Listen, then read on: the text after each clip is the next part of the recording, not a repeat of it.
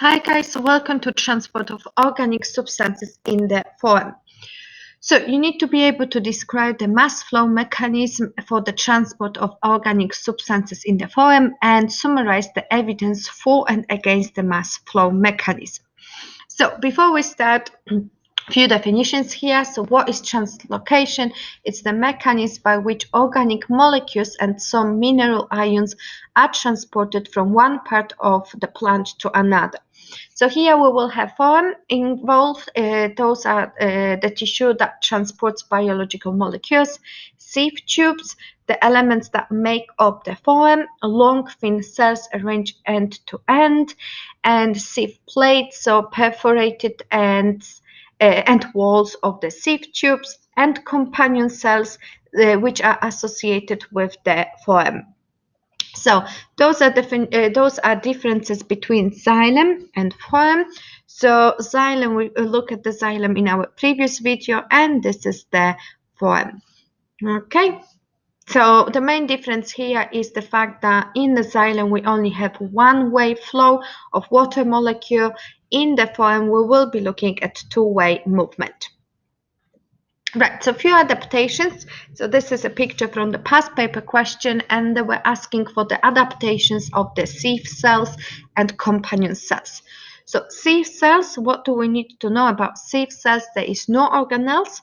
There is very little cytoplasm. They have large space. They have thick walls and large vacuole. So the adaptations of this is to allow more flow. Okay, and they can resist pressure. In terms of the companion cells, so those are our companion cells, they have mitochondria to release ATP. So this is important for the active transport uptake against the concentration gradient. They also have ribosomes, rough endoplasmic reticulum to produce proteins. So proteins are linked to transport, for example, carrier proteins, enzymes involved for the active transport. So translocation terms, few terms again. What is the source? So the site of production of sugars by photosynthesis. Zinc, it's the place where the sugars are transported to and used for storage. Glucose, it's the product of photosynthesis, but sucrose, it's the transport sugar in plants. So don't mix them too. Glucose, it's a product of photosynthesis. Sucrose, it's what will be transported. Starch, it's the storage polysaccharide in plants. And mass flow, so the accepted mechanism by which materials are transported through the phloem. And there are three stages of this. So it's the transfer of sucrose into sieve elements from photosynthesizing tissues, mass flow of sucrose through sieve tube elements, and the transfer of sucrose from the sieve tube elements into storage or the sinks. So let's have a look how it works. So transport of sugars, we did say it's divided into three stages. So first one, transfer of sucrose from the location of photosynthesis, okay, into sieve elements. So this is where the photosynthesis takes place in the leaves. Mass flow through the sieve tubes and transfer of sucrose for the storage into the sink. Right, so firstly, what happens in terms of the first process at source, so where the when the photosynthesis was taking place, sucrose is actively transported into the phloem, so into the sieve tubes. This is provided by the companion cells, and this, of course, lowers the water potential now in the phloem because we've got the higher concentration of the sucrose in here now. So what happens? The water from the xylem will enter the phloem by osmosis.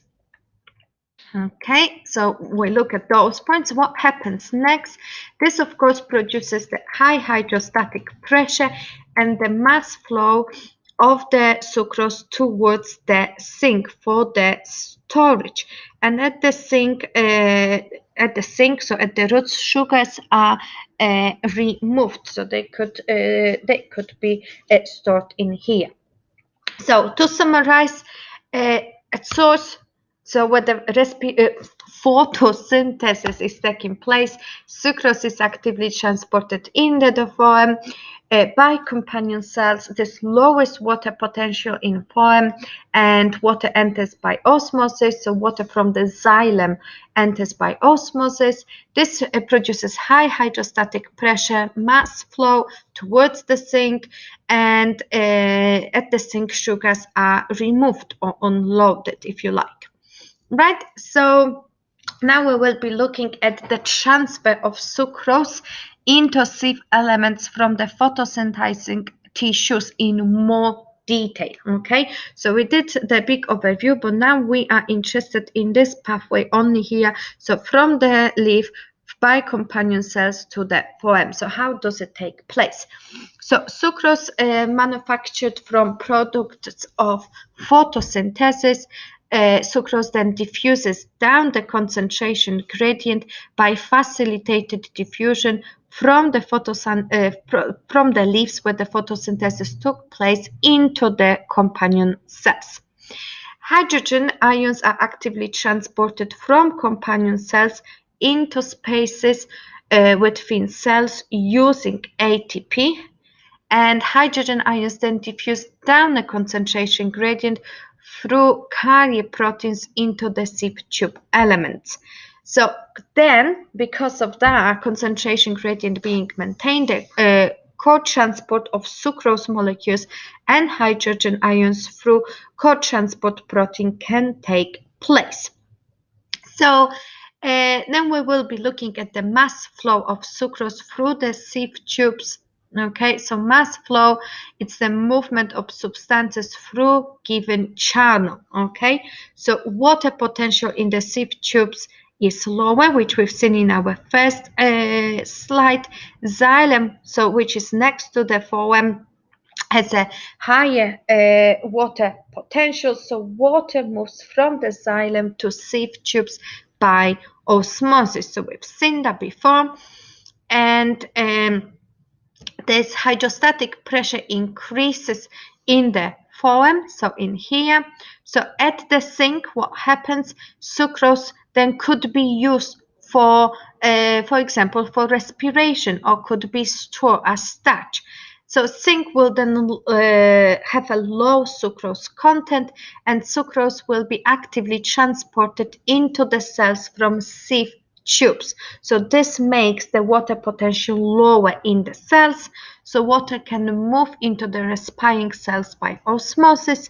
The hydrostatic pressure of the sieve tubes is lower, so there is a higher hydrostatic pressure at the source and a lower hydrostatic pressure at the sink.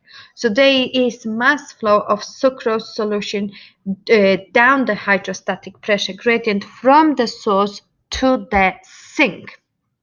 And the final one, transfer of sucrose from the sieve tube elements into storage. So sucrose is actively transported by companion cells, which we've seen. So we've got a companion here to the sink. Right.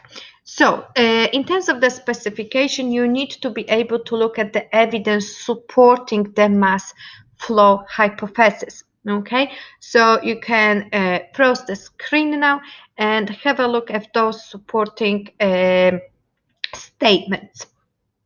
Apart from the supporting statements, you also need to be looking at the statements that do not agree with the mass flow. So here we've got some as well. So you can freeze the screen and have a look at those, have a look at your diagrams, and find the answer from your notes.